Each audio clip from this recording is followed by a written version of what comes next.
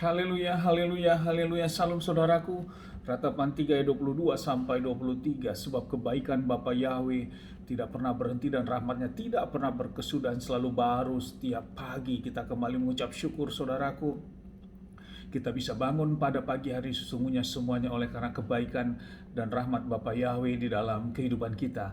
Renungan KPI pada hari Kamis tanggal 25 Februari 2021 atau pada tanggal 13 Adar 5781, saudaraku, diambil dari kitab Semot atau Keluaran 30 ayat 30 sampai 32, dan ini merupakan kelanjutan terus saudaraku untuk pembacaan dan renungan Torah kita yang berbunyi demikian saudaraku.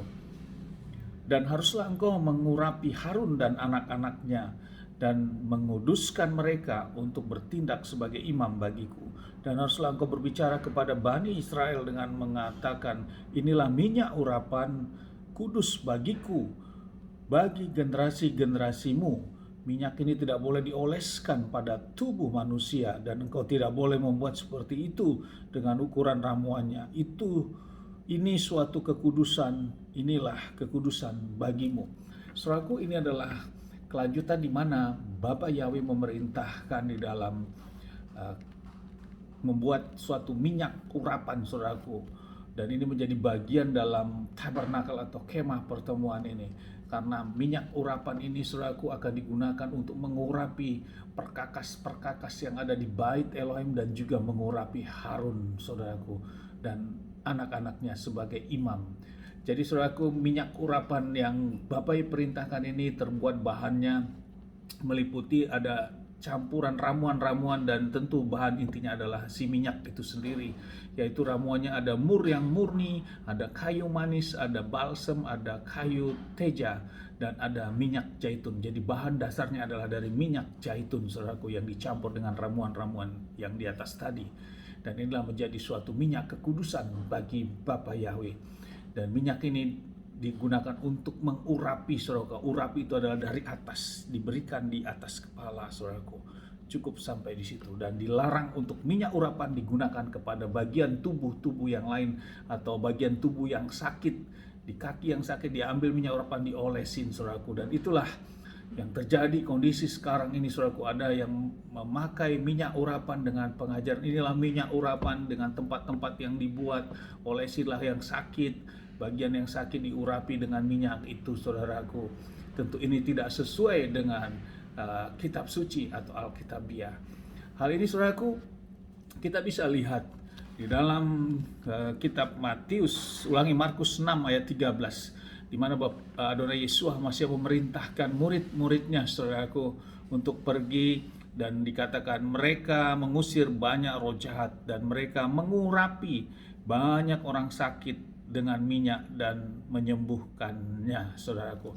Jadi juga Adonai Yesus Masih melakukan peran terhadap minyak urapan saudaraku, memerintahkan murid-muridnya membawa minyak urapan, dan minyak ini digunakan untuk mengurapi, bukan mengoleskan bagian tubuh saudaraku.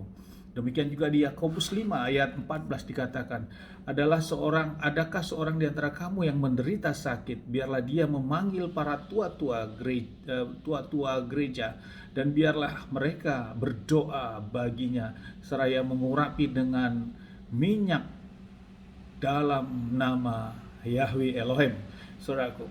Jadi di Yakobus juga mengatakan tentang diurapi. Jadi minyak itu diurapi.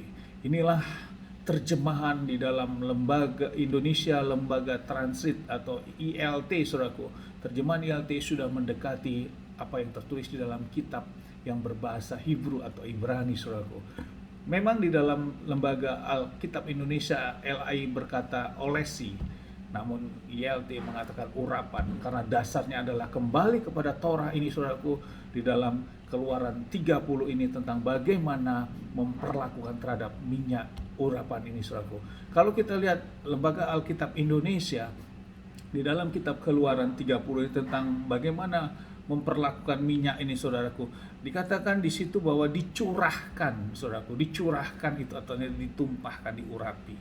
Jadi kalau kata curah itu diganti dengan dioleskan, tentunya sudah berbeda tentang bagaimana memperlakukan terhadap minyak itu. Saudaraku, kita mengucap syukur lewat renungan pagi ini.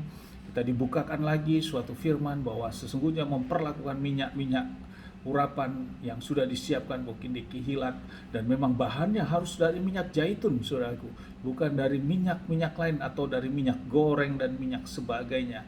Tidak, saudaraku, karena inilah firman dafar Bapak Yahweh langsung, saudaraku, tentang bagaimana untuk menyiapkan perlakuan terhadap minyak. Di dalam kesembuhan ini ada dua doa yang dilakukan di dalam Yakobus 5 ayat 14, dan dilanjutkan dengan mengurapi minyak di kepala.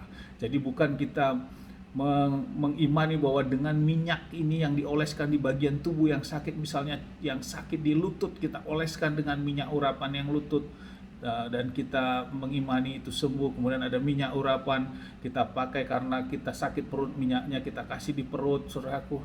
Itu tidak sesuai dengan kitab suci, saudara, tidak sesuai dengan firman Bapak Yahweh, dan jangan bertentangan.